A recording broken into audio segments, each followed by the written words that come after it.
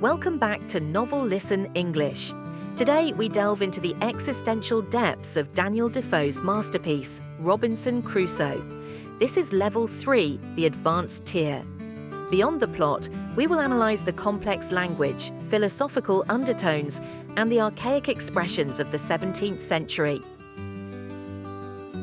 To truly master the nuances of this text, passive listening is not enough. I have compiled an advanced lexicon worksheet covering the definitions found in this video. You can access the document via the link in the description.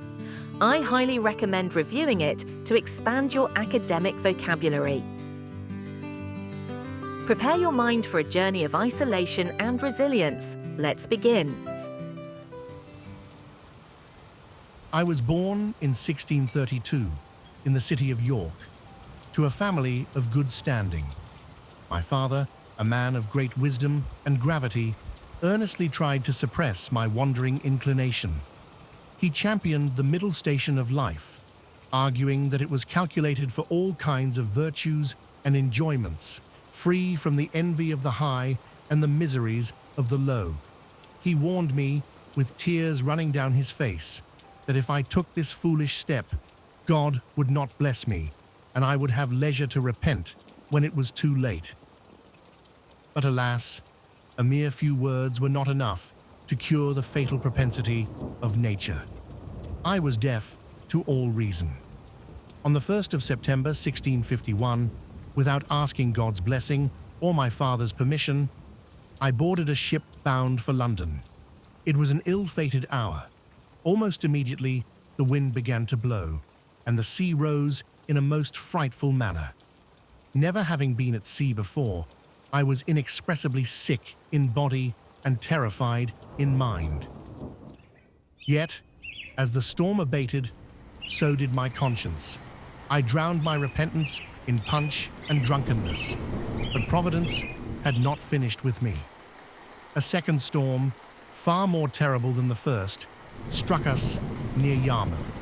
The ship foundered, and we barely escaped with our lives.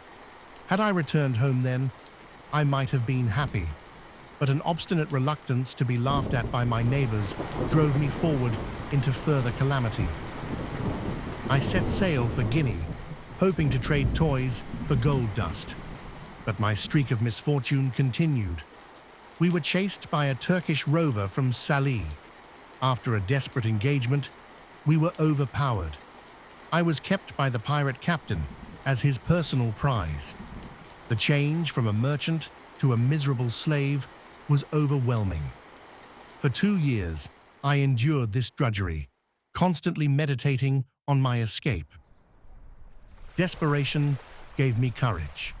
I seized a fishing boat, threw my Moorish supervisor overboard, and sailed south with a boy named Jury. We navigated the inhospitable coast of Africa for weeks, hearing the hideous roaring of wild beasts at night. Once, we even shot a massive lion on the shore. Eventually, a benevolent Portuguese captain rescued us and carried us safely to Brazil.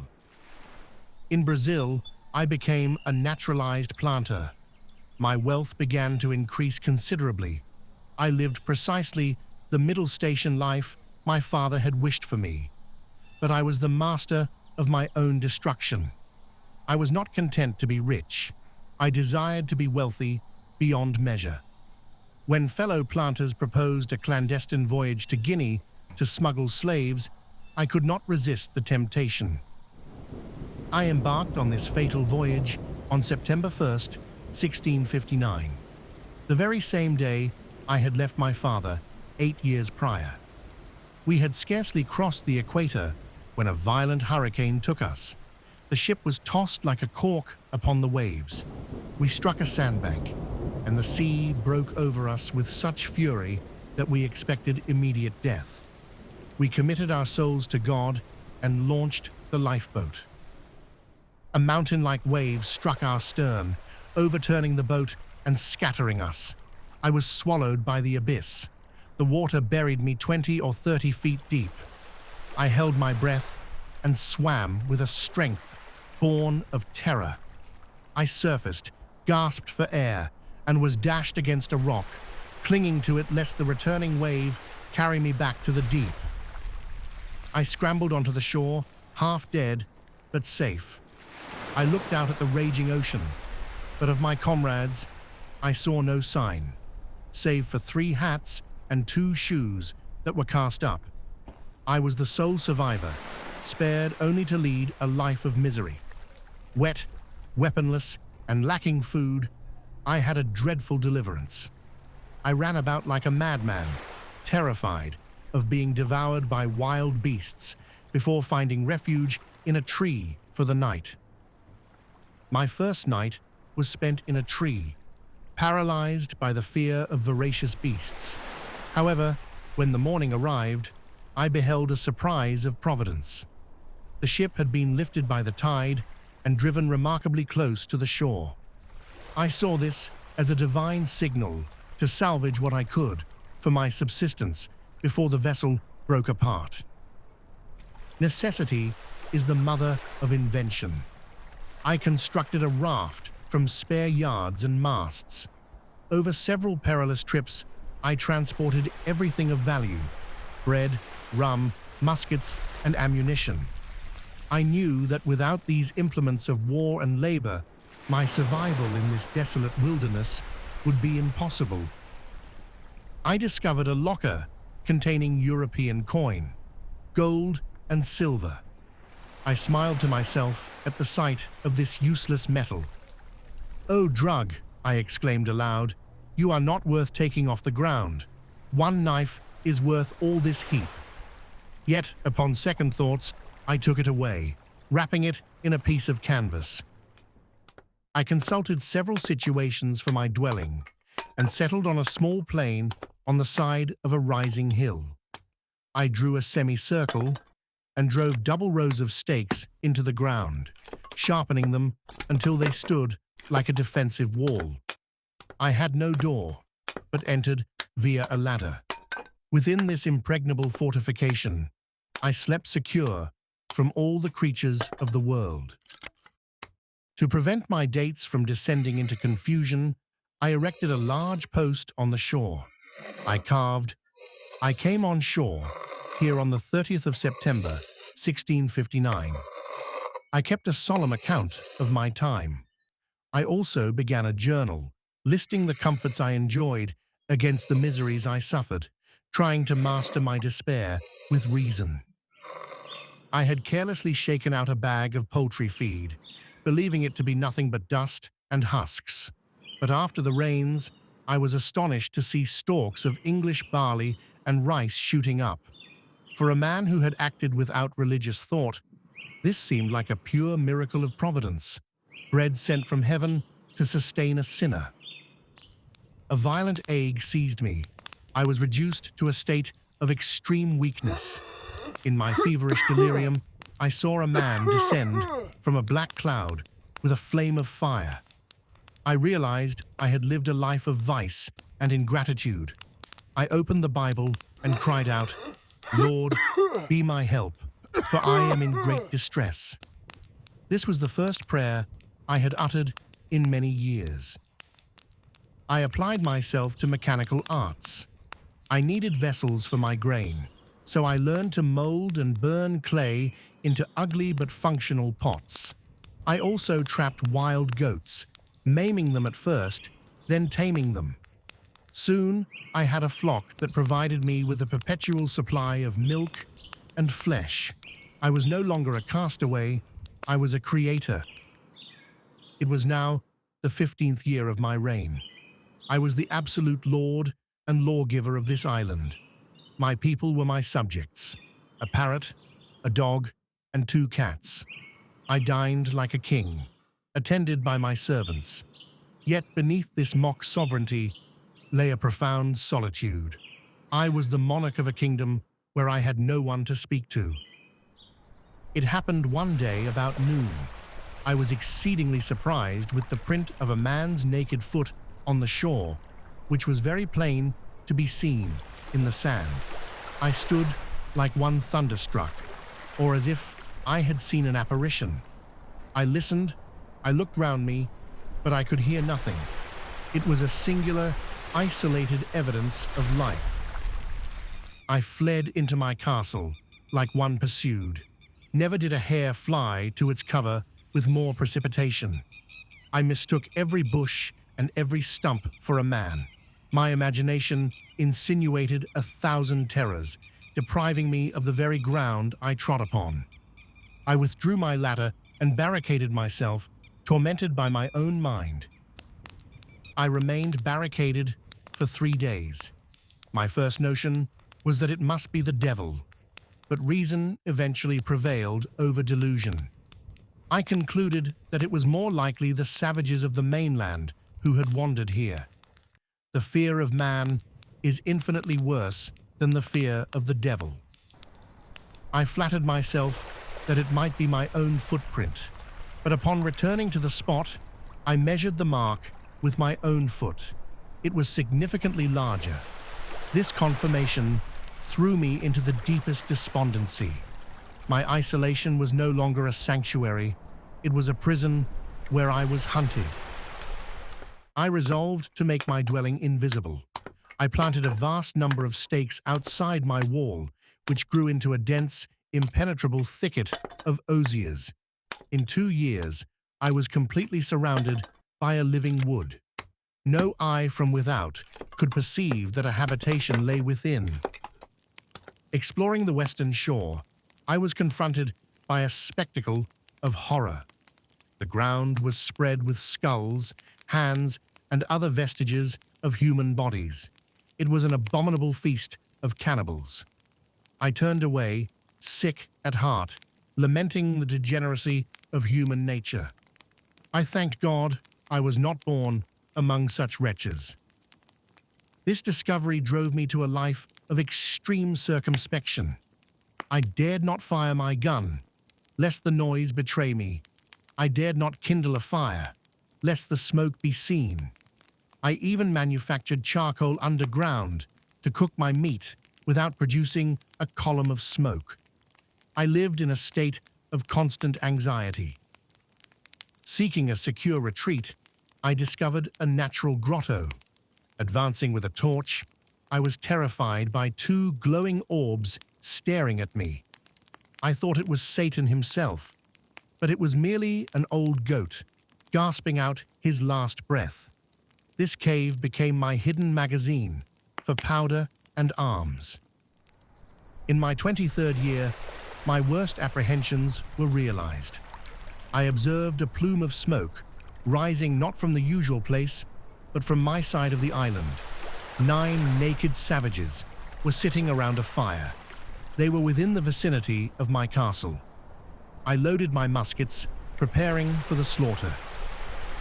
I observed a sanguinary spectacle through my perspective glass. The savages were indulging in their inhuman feast. They dragged 2 miserable wretches from the boats. One was butchered immediately. However, seeing his captors distracted, the second prisoner seized his chance and darted away with incredible agility, running directly towards my fortification. He was pursued by 2 furious savages. Crossing the creek, he swam with a vigor born of desperation. It was then that I felt an irresistible impulse of Providence to fetch him his deliverance. I descended the hill, placing myself between the pursuers and the victim, and knocked the first savage down with the stock of my musket. The second pursuer notched an arrow, compelling me to fire. The report of my piece echoed like thunder. The savage fell dead. The poor escaped prisoner, however, was so stupefied with terror at the fire and noise that he stood paralyzed, believing I was a god of lightning. I beckoned him with signs of encouragement. He approached, trembling, kneeling every 10 steps. At last, he laid his head flat upon the ground and set my foot upon his neck. This was a token of swearing to be my slave forever. I lifted him up and made much of him. He was a comely, handsome fellow with a countenance of great sweetness. I named him Friday to commemorate the day I saved his life. I likewise taught him to say, Master. I clothed him in linen and goat skins, though he found these habiliments awkward and confining at first. Friday proved to be an apt scholar. His affections were tied to me like those of a child to a father. His simple honesty and unfeigned gratitude dilated my soul. For the first time in my solitary dominion, I had a companion to whom I could speak and whose soul I could strive to save. When I suggested he might return to his nation, Friday became distraught. He handed me a hatchet and cried, "What you do? Kill Friday, but take not yourself away from me." I saw then that his fidelity was boundless. I laid aside all thoughts of suspicion. He would have sacrificed his life for mine. As our communication improved, Friday informed me of bearded white men living in peace with his tribe. These were Spaniards, survivors of a cruel destiny. This intelligence rekindled my hopes of deliverance. I resolved to build a vessel to rescue them and secure my own escape. We felled a gigantic cedar tree, a task of immense labor. For months, we hewed and shaped it with fire and tools until it became a vessel of significant magnitude. With Friday's dexterity and my navigation skills, we prepared to venture upon the main ocean.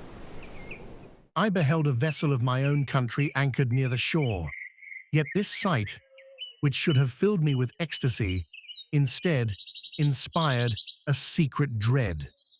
I considered that no English trade ship had business in these desolate latitudes. Suspecting they might be rogues or pirates, I resolved to remain concealed, for caution is the eldest child of wisdom. A longboat landed, debarking 11 men. 3 of them were bound as prisoners. The insolent mutineers left these unfortunate wretches under a tree, confident in their helplessness, and wandered into the woods to slumber. The prisoners sat with countenances of utter despair, expecting nothing but execution. I approached them silently. My garb was uncouth and savage. I looked more like a demon than a man. "Gentlemen," I addressed them, "do not be surprised at me. Perhaps I may be a friend whom you did not expect."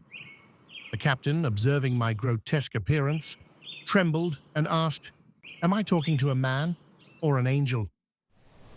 He revealed that he was the victim of a villainous mutiny. I proposed a strict compact. "Sir, my conditions are but 2. First, while you stay on this island, you shall submit to my authority.